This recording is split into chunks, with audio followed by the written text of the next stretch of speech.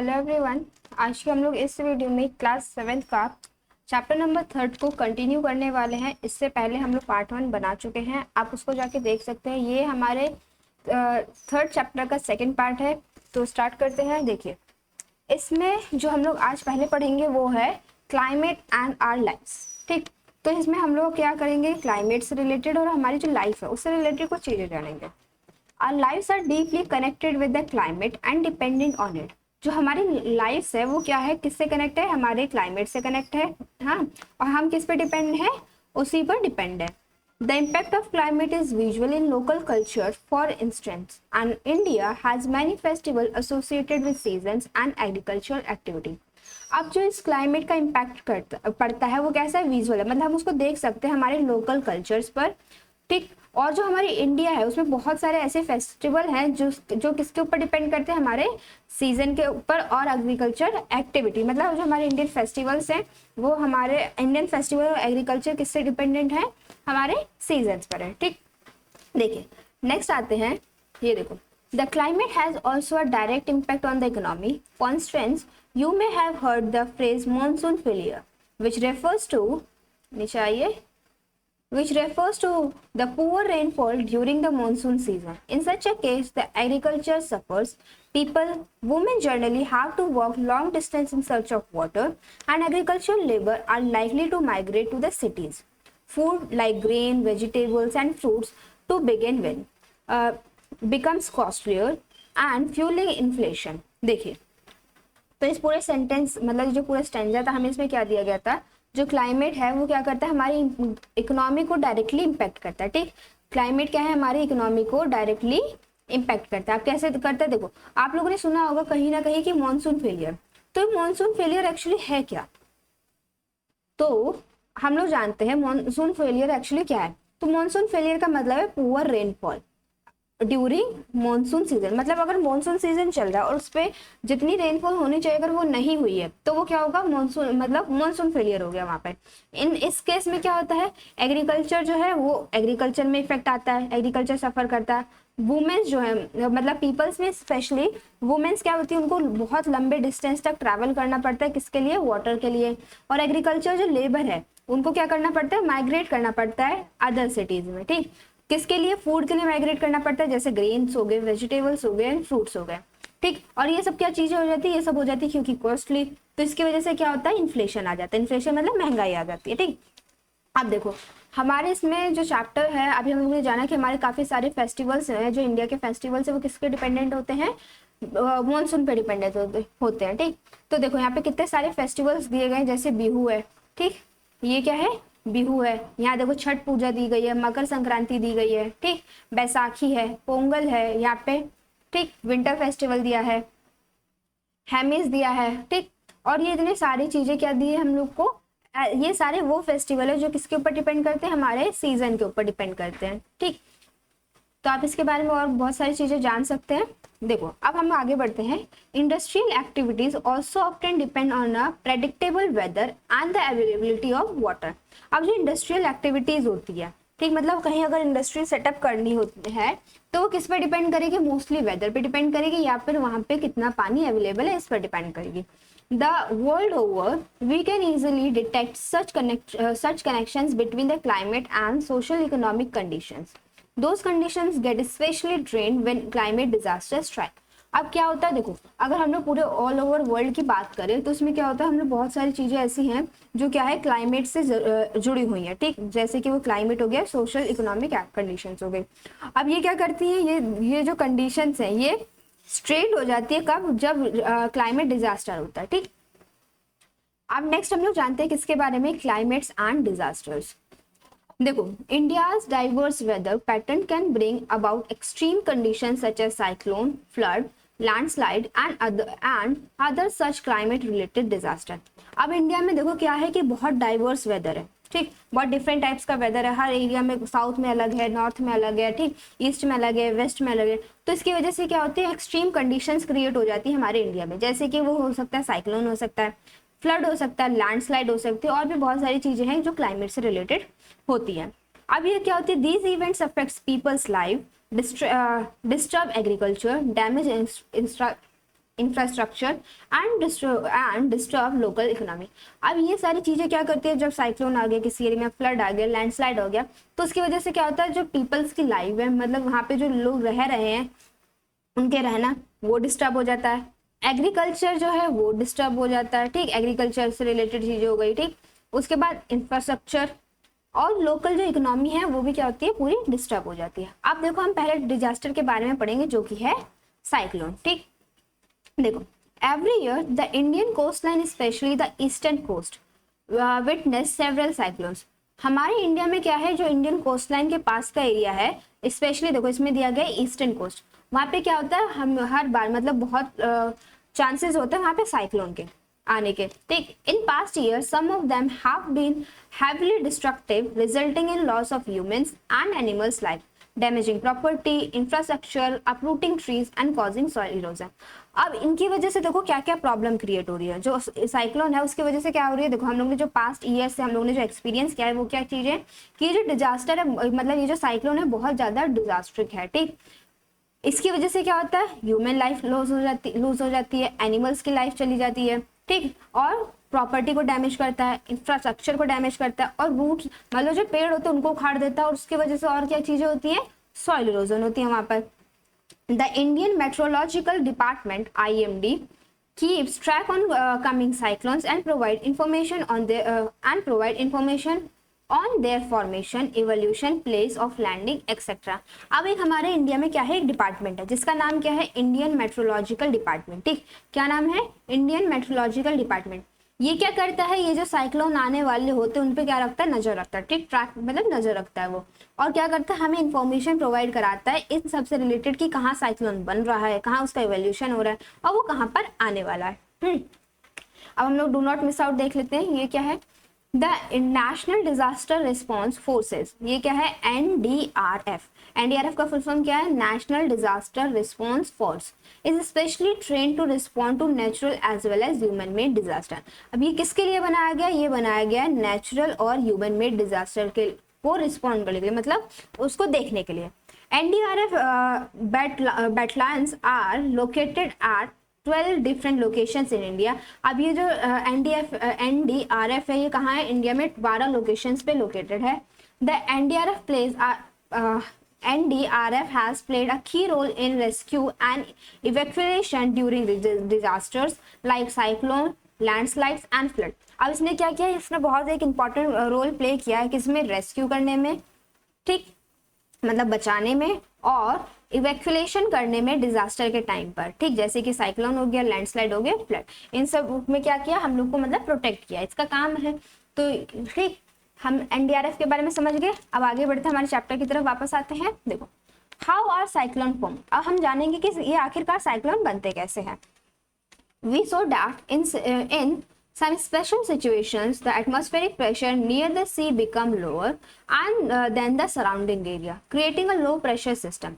देखो हम लोग इसमें जाने साइक्लोन कैसे बनते हैं, तो हम लोग यह जानते हैं कि हम लोग ने या फिर देखा है ये क्या होता है कि सब कुछ स्पेशल सिचुएशंस में जो एटमॉस्फेरिक प्रेशर होता है सी के पास, ठीक, किसके पास, सी के पास क्या होता है, वो लोअर मतलब कम होता जाता है, जिसकी वजह से क्या होता है देन द मतलब जो जैसे सपोज करो यहाँ पे सी एरिया है, ठीक, यहाँ पे क्या है सी एरिया, और यहाँ पे क्या है, यहाँ इस तरफ है लैंड एरिया, ठीक, यहाँ ये क्या है, ये है सी हमारा, ठीक, और ये क्या है, ये है लैंड। तो यहाँ पे क्या होगा, यहाँ पे होगा एटमॉस्फेरिक प्रेशर, क्योंकि सी के पास है तो इसका एटमॉस्फेरिक प्रेशर क्या हो जाएगा, ये कम हो जाएगा, ठीक, क्या हो जाएगा, ये हो जाएगा कम as compare to land area. तो लैंड एरिया के मतलब क्या होगा, सराउंडिंग जो उसके आसपास के एरिया में वो क्या होगी, ज्यादा होगी। तो इसकी वजह से क्या होता है, यहाँ पे low pressure area, low pressure बन जाता है यहाँ पे। आप आगे जानते हैं, this is an invasion to the sorry this is an invitation to the air from surrounding areas to come into the low pressure areas and the air from the sea moves in bringing with it moisture and rain। अब देखो क्या होता है, ये क्या करता है, ये इनवाइट करता है किस चीज को, एयर को, नहीं देखो ये क्या करता है, इनवाइट करता है हमारे जो सराउंडिंग में एयर है उसको, उसकी वजह से क्या होता है, ये आ जाता है लो प्रेशर एरिया के अंदर। अब जब लो प्रेशर एरिया के अंदर आ गया तो यहाँ क्या होगा, एयर जो होगी सी से वो मूव करने लगेगी किसकी तरफ, लैंड की तरफ, और वो अपने साथ क्या लेके जाएगी, वो मॉइस्चर और रेन को लेके जाएगी। देखो ये हो गया हमारा लो प्रेशर एरिया, ठीक। अब यहाँ से क्या होगा, जो हमारा सराउंडिंग है, यहाँ से जब एयर मूव करेगी तो ये क्या करेगी, अपने साथ मॉइस्चर और रेन को लेके जाएगी। और जैसे ये लैंड एरिया में, मतलब लैंड के एरिया में कन्वर्ट पहुंचती है तो वहाँ पे क्या होने लगता है, बारिश होने लगता है। हम लोग ने इससे पहले वाली पार्ट में जाना था ये सब। अब आगे देखिए, when the low pressure system is intense and the wind speeds are high, this may result in cyclone। अब देखो क्या हुआ, जब जो मतलब जो लो प्रेशर सिस्टम क्या है, इंस्टेंस है, और अगर विंड की स्पीड कैसी है, हाई है, तो यही क्या करने लगेगी, ये हमारे साइक्लोन को बनाने लगेगी। मतलब इससे क्या हो जाएगा, हमारे साइक्लोन का फॉर्मेशन हो जाएगा। एज विंड्स कलेक्ट्स मॉइस्चर, जैसे कि विंड्स क्या करती है, अपने साथ मॉइस्चर को कलेक्ट करती है, तो ये क्या करती है, ये क्लाउड्स का फॉर्मेशन करती है। They form clouds and rotate inwards towards to the centre of the depression. ठीक, देखो विंड क्या कर रही है, अपने साथ मॉइस्चर को कलेक्ट कर रही है, इसकी वजह से क्या होगा, क्लाउड्स बनने लगेंगे, और ये क्या करने लगेगा, अंदर की तरफ मूव करने लगेगा, और वो क्या होता है, towards the centre of depression. ठीक, जैसे ये क्या होगा, यहाँ पे क्लाउड बनने लगे और ये अंदर की तरफ क्या होने लगेगा, मूव होने लगेगा, तो इसी टाइप से साइक्लोन बनता है। अभी आगे हम लोग पिक्चर में जाने देखेंगे। This centre which is cloudless is called the I of the cyclone. और यही जो सेंटर होता है बीच में, ये क्या है, यहाँ पे क्या है, क्लाउड्स नहीं है, ये क्लाउडलेस है, तो ये इसको क्या बोलते हैं हम लोग, the I of the cyclone. ठीक, देखिए यहाँ पे देखिए, ये क्या है, यहाँ पे क्लाउड का फॉर्मेशन हो गया इस पिक्चर, मतलब इस डायग्राम में आपको अगर फिगर में दिख रहा होगा, यहाँ पे क्या है, ये क्लाउड्स का फॉर्मेशन है, ये क्या है, लो प्रेशर सेंटर है, और यहाँ पे क्या कर रही है, विंड्स जो है अपने साथ मॉइस्चर को लेके आ रही है, कहाँ से, सी से। देखो ये है हमारा साउथ पार्ट। ठीक, ये क्या है, हमारा साउथ पार्ट है। यहाँ पे क्या है, अरेबियन सी है। ठीक, अरेबियन सी है। यहाँ पे क्या है, बे ऑफ बंगाल है। ठीक, बे ऑफ बंगाल। तो यहाँ पे क्या हो रहा है, ये जो एरिया, मतलब यहाँ पे ये है सी वाला एरिया, यहाँ से क्या कर रही है, जो विंड से अपने साथ एयर के साथ क्या लेके जा रही है, मॉइस्चर को लेके जा रही है यहाँ पे। ठीक, इसके वजह से क्या हो रहा है, क्लाउड का फॉर्मेशन हो रहा है, और यहाँ पे जहाँ, और ये क्लाउड फॉर्म कहाँ हो रहा है, ये अंदर की तरफ, इनवर्ट की तरफ क्या हो रहा है, ये क्लाउड्स का फॉर्मेशन हो रहा है, जहाँ पे ये, जहाँ पे क्लाउडलेस है, यहाँ पे मतलब अंडर सेंटर पे, ये क्या है, the I of the cyclone. देखो नेक्स्ट डायग्राम, अब आपको अच्छे से समझ में आ रहा होगा कि देखो ये अंदर की तरफ मूव कर रहा है। ठीक, ये कहाँ मूव कर रहा है, ये मूव कर रहा है अंदर की तरफ। एक मिनट, कलर चेंज कर लेता है। देखो ये कहाँ मूव कर रहा है, ये अंदर की तरफ मूव कर रहा है इस टाइप से, और यही क्या है, यही है आई ऑफ साइक्लोन। ये देखो अब अच्छे से समझ में आ रहा होगा, ये क्या है, ये है आई ऑफ साइक्लोन। ठीक, कैसे मूव, कैसे हो रहा है, देखो यहाँ पे नीचे फिगर में दिया है the I of the storm, तो यही इस टाइप से क्या होता है, साइक्लोन का फॉर्मेशन होता है। ठीक, चलिए आगे बढ़ते हैं। अब हम जानेंगे फ्लड के बारे में। A flood occurs when water overflows into natural dry land। अब फ्लड कैसे बनता है, जब वाटर क्या होता है, ओवरफ्लो होने लगता है, कहाँ पर, ड्राई लैंड्स की तरफ। This could be due to the heavy rainfall generating huge run of water that the land cannot absorb, or due to excessive accumulation of the water in bodies like rivers and lake until the water overflows or their banks are breached। ठीक, देखो क्या होता है, मैंने बताया flood क्या होगा, जब वाटर क्या होने लगेगा, ओवरफ्लो होने लगेगा किसी ड्राई लैंड से। अब ये किसकी वजह से हो सकता है, देखो या तो ये होगा हैवी रेनफॉल की वजह से। ठीक, जिसकी वजह से क्या हो जाता है, heavy rainfall generating huge run of water that can not be absorb. अब हैवी रेनफॉल हो गई, अब हैवी रेनफॉल की वजह से वो जो वाटर कलेक्ट हुआ है, वो क्या हो रहा है, हमारी लैंड अब्सॉर्ब नहीं कर पा रही उसको, तो वहां पे क्या होगा, पानी इकट्ठा होने लगेगा। ठीक, और वही क्या होगा, ओवरफ्लो हो जाएगा due to excessive accumulation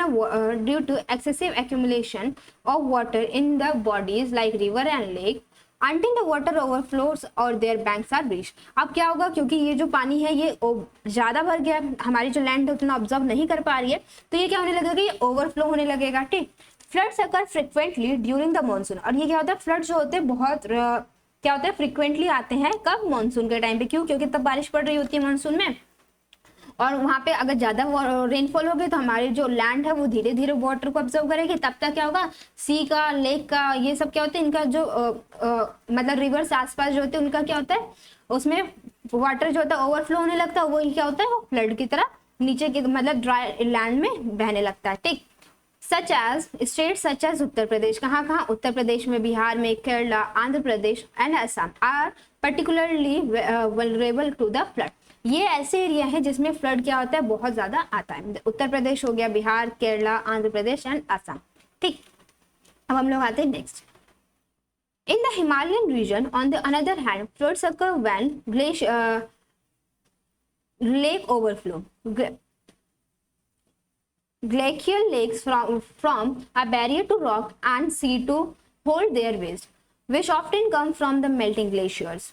If the glaciers melt too fast, as is increasingly the case, or there is too much rainfall, the build up of the pressure can cause the water to break through the barriers. This is called the glacial burst, and it is often has devastating consequences for people and property.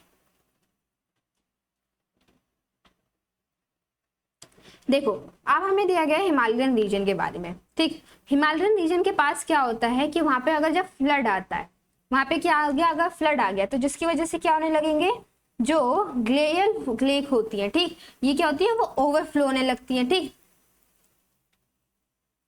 अब जो glacial lakes हैं ये क्या होंगी, ये एक barrier की तरह काम करती है। ठीक, glacial lakes forms a barrier of rocks and ice to hold their water. ये जो लेक होती है ये क्या करती है, एक बैरियर की तरह काम करती है, कि मतलब ये क्या करती है, जो वाटर है, जो वाटर मेल्ट हो रहा है, वो क्या करता है, उसको स्टॉप रोकने का काम करती है। Which often comes from melting glacier. ये वाटर जो है, ये पानी कहाँ से आ रहा होता है, ये मेल्टिंग ग्लेशियर से आ रहा होता है।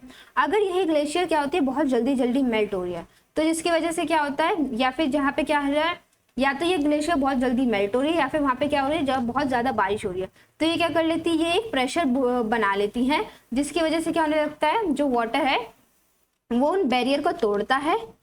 एक मिनट, वो उन बैरियर को क्या करता है, वो ब्रेक करने लगता है, और जिसकी वजह से ग्लेशियर ब्रस्ट होने लगता है, ग्लेशियर ब्रस्ट। और ये क्या करता है, ये इसकी वजह से क्या होती है, डिवास्टिंग कॉन्सिक्वेंसेज होने लगते हैं प्रॉपर्टी और पीपल के लिए। ठीक, देखो इसमें क्या बताया गया कि हम लोग को जैसे हिमालयन रीजन है, ठीक, ये सपोज ये क्या है, हिमालय का रीजन है, यहाँ पे पहाड़ है हमारे, हिमालय रीजन है ये। यहाँ पे क्या हुआ, या तो फिर हैवी रेनफॉल हो गई, ठीक, या फिर क्या होने लगा, यहाँ पे ये जो है ग्लेशियर्स है, यहाँ पे ये मेल्ट होने लगे। अब ये कुछ मतलब ये जो लेक्स होती हैं ये हमारे काम करती है एज अ बैरियर। मतलब कि अगर यहाँ से अगर ग्लेशियर मेल्ट हो रहे हैं, ठीक, यहाँ से सपोज ग्लेशियर ये मेल्ट होके आगे की तरफ मूव करने लगा, यहाँ पे है कोई लेक, तो ये क्या है, यहाँ ये पानी इसमें जाएगा, यहाँ पे ये हो गया स्टोर। अगर क्या हुआ, ग्लेशियर बहुत ज्यादा मेल्ट हो रहे, बहुत जल्दी जल्दी मेल्ट हो रहे, या फिर वहां पे हो गई हैवी रेनफॉल, तो इसकी वजह से क्या हो जाएगा, ये हो जाएगा ओवरफ्लो। ये क्या होगा, ओवरफ्लो हो जाएगा, और जिसकी वजह से ये बैरियर टूटता है, और ये बैरियर टूट के कहाँ जाता है, ये लैंड एरिया में मूव करने लगता है। वहां पे क्या करता है, ह्यूमंस जो वहां पे रह रहे हैं और जो प्रॉपर्टी है वहां की, उसको क्या करता है, डिस्ट्रॉय कर देता है। ठीक, तो ये सिंपली ये दिया गया था। यहाँ पे देखो साइक्लोन का हमें पिक्चर दिया गया है, फिगर। यहाँ पे लैंडस्लाइड का देखो कैसे लैंडस्लाइड हो रही है यहाँ से, ये देखो इस वाले एरिया में। ठीक, यहाँ फॉरेस्ट फायर का दिया है, ये क्या है, ये फॉरेस्ट फायर, यहाँ पे जंगल ये है ना, ये देखो जंगलों में आग लग रही है। और यहाँ पे क्या है, ये है फ्लड, यहाँ पे ये देखो घर डूब गया हमारा। तो इस टाइप से क्या है, ये सारे हमें नेचुरल डिजास्टर्स के एग्जाम्पल दिए गए हैं। आप देखिए, डू नॉट मिस आउट में देखते हैं। इन 2013 में क्या हुआ था, Uttarakhand experienced a sudden glacial burst caused by the continuous heavy rainfall for several days. Uttarakhand में क्या हुआ था, ये बहुत ज्यादा ग्लेशियल बर्स्ट हुआ था। किसकी वजह से हुआ था, क्योंकि हैवी रेनफॉल हो रही थी वहां पे बहुत दिनों से। मैनी लैंडस्लाइड्स फॉलोड, वहां पे क्या हुआ, बहुत सारे लैंडस्लाइड हुई। Areas around one of the India's important square city sites the Kedarnath temple were completely destroyed. हमारे जो इंडिया की, मतलब देखो इंडिया में जो इम्पोर्टेंट क्या है, स्केर्ड साइट है, कौन सी है, केदारनाथ जो टेम्पल है वो क्या हो गया था, कंप्लीटली डिस्ट्रॉय हो गया था। Several villages were washed away in the flood, क्या था, बहुत सारे जो विलेजेस थे वो क्या थे, फ्लड में बह गए थे। ठीक, among with many roads and bridges, बहुत सारे रोड्स और ब्रिजेस को भी नुकसान हुआ था। ऑल टुगेदर अबाउट 6000 पीपल्स, इसके साथ क्या हुआ, 6000 peoples, many of them pilgrims lost their lives. अब देखो ये जो वहां पे क्या हुआ, ग्लेशियल बर्स्ट हुआ, उसकी वजह से क्या हुआ, वहां पर जो केदारनाथ टेम्पल था वो कंप्लीटली डिस्ट्रॉय हो गया था। बहुत सारे विलेजेस थे जो वो फ्लड में क्या हो गया था, डूब गए थे। उसकी वजह से बहुत सारे रोड्स और ब्रिजेस को भी नुकसान हुआ, मतलब वो भी टूट गए, वो भी पानी में बह गए। उसके बाद क्या हुआ, जो 6000 पीपल, जिसमें से कुछ लोग क्या थे, मतलब काफी लोग क्या थे, पिलग्रिम्स थे, वो उन्होंने अपनी लाइफ को खो दिया था। नेक्स्ट जानते हैं, many cities experience flooding when there is heavy rainfall. अब बहुत सारी सिटीज ऐसी होती है वो कब एक्सपीरियंस फ्लड को करती हैं, जब बहुत ज्यादा रेनफॉल होती है वहां पे। This may be due to the overburden drainage system और poorly planned construction encroaching on the waterways and blocking the flow of water. अब ये किसकी वजह से हो सकता है, देखो यहाँ पे रीजन दिया गया, this may be due to the over burden drainage system. हमारा जो ड्रेनेज सिस्टम है वो कैसा हो गया, ओवर बर्डन हो गया। या फिर क्या है, पुअरली कंस्ट्रक्शन है, poorly plan construction and rolling to on the waterways and blocking the flow of water. अब वो जो रेनफॉल हैवी हो रही है उसकी वजह से एक तो हमारा ड्रेनेज सिस्टम खराब है, मतलब ओवर बर्डन हो गया, और जो हमारा कंस्ट्रक्शन है वो क्या है, वो भी बहुत खराब है। उसकी वजह से क्या हो गया, हमारे जो अर्बन सरफेसेस होते, surfaces of concrete and asphalts do not allow water to be absorb by the earth. और यही क्या होते हैं, ये जो हमारे कंक्रीट और अल्फेट के जो सरफेस बने होते हैं, अर्बन सरफेस होते हैं, वो क्या नहीं करने देते, अर्थ को वाटर को अब्सॉर्ब नहीं करने देते हैं। ठीक, देखिए अब हम लोग जानेंगे किसके बारे में, लैंडस्लाइड्स के बारे में।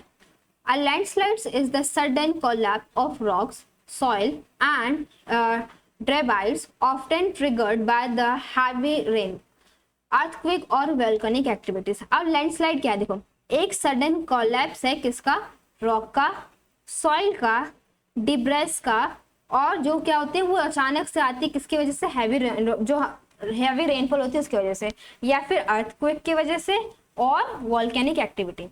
Landslides are common in hilly and mountainous regions such as Himachal Pradesh, Uttarakhand, Sikkim and Arunachal Pradesh, as well as the Western Ghats and hilly regions। अब देखो ये सारी चीजें, मतलब जो लैंडस्लाइड्स है वो कहाँ पर बहुत ज्यादा कॉमन है, हम लोग को ये बताया गया कहाँ पर, एक तो हिमाचल प्रदेश में, उत्तराखंड में, सिक्किम में, अरुणाचल प्रदेश में, और कहाँ, वेस्टर्न घाट्स और हिली रीजन से। ठीक, तो ये वाले जो एरिया है ये देखो माउंटेन के रेंज के साइड के एरिया है। ये क्या है, जैसे हमारी जो हिमालय की रेंज है वो इस टाइप से है, तो हिमाचल प्रदेश, उत्तराखंड, ये सब क्या है, ये सब जो है हमारे हिमालय की रेंज के आसपास के एरिया है। ठीक, these events often occur during the monsoon, और ये कब होते हैं, मानसून के टाइम पर होते हैं। ठीक, in those regions the chances of landslides have increased due to human activities such as the cutting down of forests, building infrastructure without following approved method, and the construction of too many buildings that block the natural flow of water। अब देखो reason बताया गया कि ये क्यों होता है, या फिर ये देखो क्यों किस वजह से बढ़ता जा रहा है, ये क्यों बढ़ रहा है, ह्यूमन एक्टिविटीज की वजह से। क्यों, ह्यूमन एक्टिविटीज ऐसी क्या क्या है कि हम लोग क्या कर रहे हैं, फॉरेस्ट को कट करते जा रहे हैं, हम लोग बिल्डिंग्स बना रहे हैं, हम मतलब अगर बिल्डिंग्स बना भी रहे हैं तो वो अच्छे, मतलब जो सही मेथड है उसको फॉलो नहीं कर रहे हैं। उसके बाद हम लोग क्या कर रहे हैं, बिल्डिंग्स बना रहे हैं, ठीक, और जो नेचुरल फ्लो होता है वाटर का उसको हम लोग क्या कर दे रहे हैं, ब्लॉक कर दे रहे हैं। ये हम लोग ने जाना किसके बारे में, लैंडस्लाइड के बारे में। अब हम लोग जानेंगे फॉरेस्ट फायर के बारे में। ठीक, देखो forest fires are uncontrolled fires that spread rapidly across vegetation, often fuelled by dry climate condition, drought and high winds। आप देखो ये क्या है, फॉरेस्ट फायर अनकंट्रोल्ड है, अनकंट्रोल्ड फायर मतलब हम लोग उसको कंट्रोल नहीं कर सकते। अब ये क्या करते हैं, ये जो ये क्या होती है, बहुत रैपिडली क्या करने लगती है, स्प्रेड करने लगती है, कहाँ पर, जहाँ वेजिटेशन का एरिया होगा। ठीक, और इसकी वजह से क्या होता है, ये fluid often fluid bye dry climate condition. अगर वहाँ पे फॉरेस्ट फायर कहाँ होगी, या फिर वहाँ पे क्या होगा, ड्राई कंडीशन होगा, ड्राई क्लाइमेटिक कंडीशन होगी। ठीक, हाई विंड्स होगी या फिर ड्रॉट होगा। आप देखो human carelessness is another frequent issue. और ह्यूमन का जो केयरलेसनेस है, मतलब कि जो हम लोग लापरवाही करते हैं, उसकी वजह से भी क्या होता है, फॉरेस्ट फायर होते हैं। Forest fires are common in states with large forested और grassland area such as Uttarakhand, Himachal Pradesh, Madhya Pradesh and Chhattisgarh, as well as mountain ranges such as the Western Ghats. अब देखो हमें ये बताया गया कि ये जो है ये कहाँ पर कॉमन है, जैसे कि कहाँ कहाँ, उत्तराखंड में, हिमाचल प्रदेश में, मध्य प्रदेश में, छत्तीसगढ़ में, और कहाँ माउंटेन जो रेंजेस है जैसे कि वेस्टर्न घाट, यहाँ पर ये सब क्या है, ये बहुत ज्यादा कॉमन है। Apart from destroying large area of forest, fire harm wild life, degrades the ecosystem, spoil the air quality and डिप्लेस local communities. अब देखो क्या दिया गया, ये केवल जो है, जो फॉरेस्ट फायर है ये मतलब जो फॉरेस्ट का एरिया है, जो फॉरेस्ट का लार्ज एरिया, उसको ही केवल डिस्ट्रॉय नहीं करती है, ये किस किस को डिस्ट्रॉय करती है, वाइल्ड लाइफ को डिस्ट्रॉय कर देती है, मतलब उसको नुकसान पहुंचाती है, इकोसिस्टम को खराब कर देती है, ठीक, डिग्रेड करती है, स्पॉइल द एयर क्वालिटी, जो एयर क्वालिटी है वो क्या होती है, वो भी स्पॉइल खराब हो जाती है, क्या करती है, लोकल कम्युनिटीज को डिस्प्लेस कर देती है, ठीक। और इसी की वजह से क्या हो रहा है, the consequences are there for both environmental and economic. और यही जो, क्योंकि इन सब की वजह से ये जो कॉन्सिक्वेंसेस है ये कैसे हैं, ये इन्वायरमेंटल भी है और इकोनॉमिक भी है। देखो नेक्स्ट हम लोग जानते हैं क्लाइमेट चेंज के बारे में। Climate change refers to significant long term changes in the climate. This may be on the scale of the planet and on regional scale, and it involves shift in temperature, precipitation and weather event. अब ये देखो क्या है, climate change क्या है, long term change है climate में। अब ये किसकी वजह से होता है, this may be due on the scale of planet और ऑन रिलीजन स्केल। ये क्या करता है, शिफ्ट करता है, मतलब इसमें क्या क्या चीजें होती हैं, एक तो टेम्परेचर में शिफ्ट होना, प्रेसिपिटेशन होना और वेदर्स के इवेंट में चेंज होना। इन पास्ट मिलियन ईयर्स, ठीक, क्या हुआ है, natural processes drove climate change. Since the 19th century, however, climate change has been largely driven by human activities, particularly the burning of fossil fuel, deforestation, environmental harmful industrial practices, and production and pattern of excessive and harmful consumption.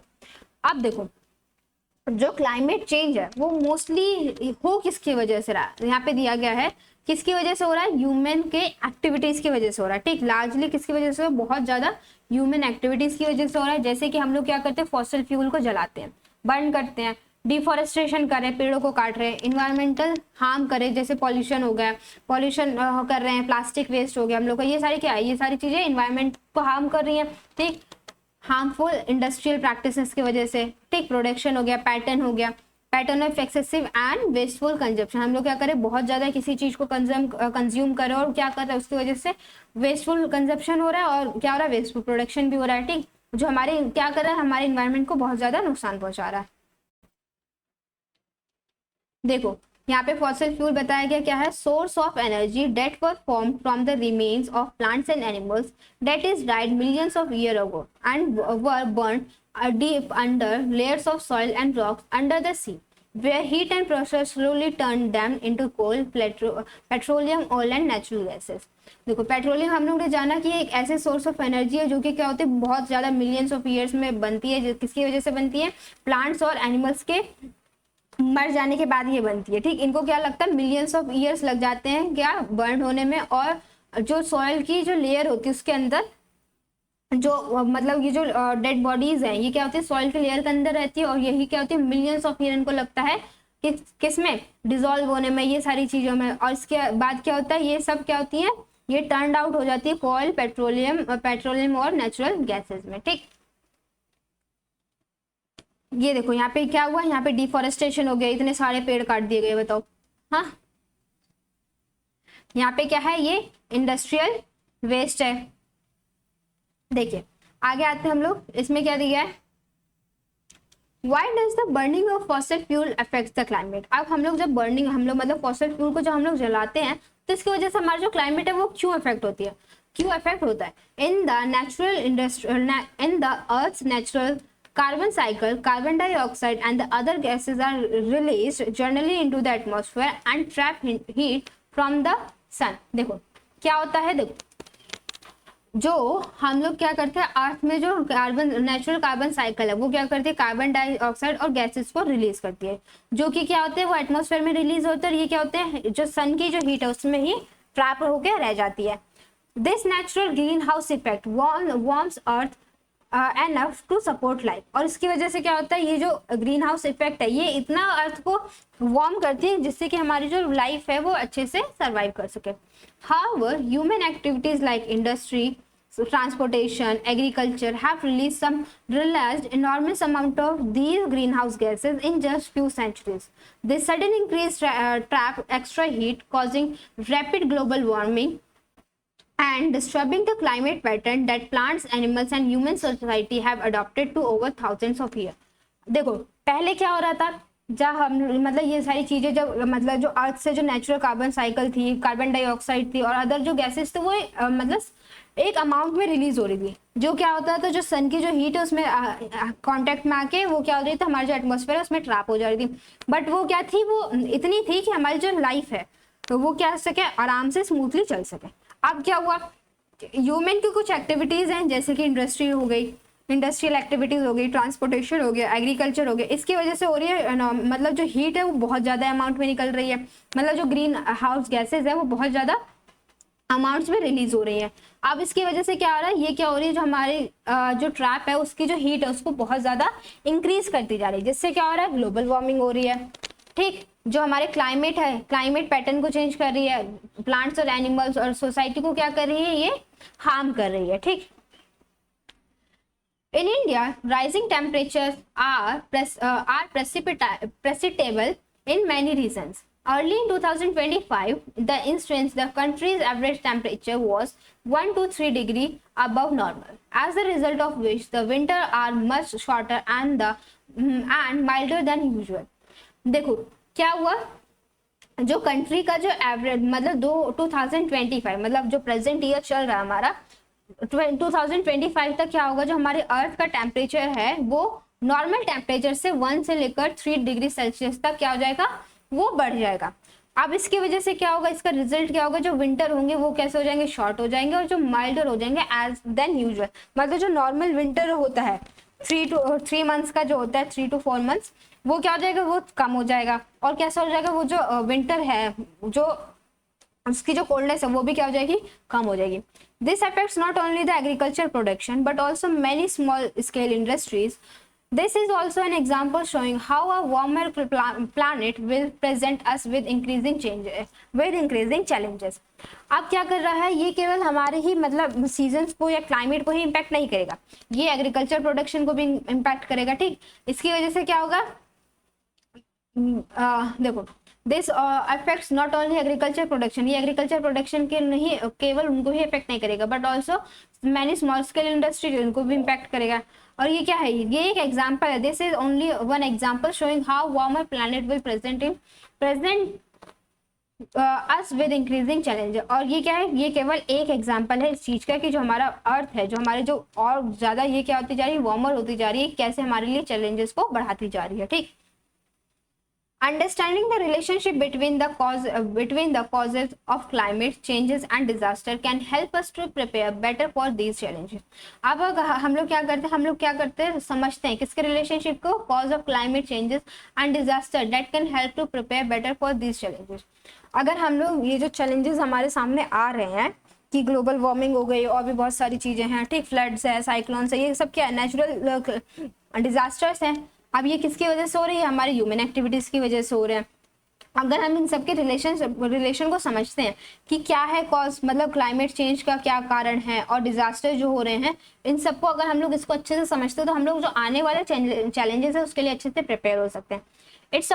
It also supports the need for more environment-friendly practices and building resiliences and adaptation in community. अब ये क्या करेगी, support करेगी हमारे environment के need को, friendly practices को हम लोग क्या करेंगे, अडॉप्ट करेंगे, और बिल्डिंग रेजिलियंसेस और एंड अडॉप्शन इन कम्युनिटीज। हम लोग क्या करेंगे, जब हम लोग चीज़ों को समझेंगे, जब जानेंगे कि क्या कॉजेज है, क्या उसके मतलब प्रिकॉशंस हो सकते हैं, जब हम लोग ये सारी चीज़ें समझेंगे तो इसकी वजह से क्या होगा, हम लोग अपने जो इन्वायरमेंट फ्रेंडली प्रैक्टिसेस है उसको अडॉप्ट कर सकते हैं। ठीक, और हमारे कम्युनिटी को भी समझा सकते हैं।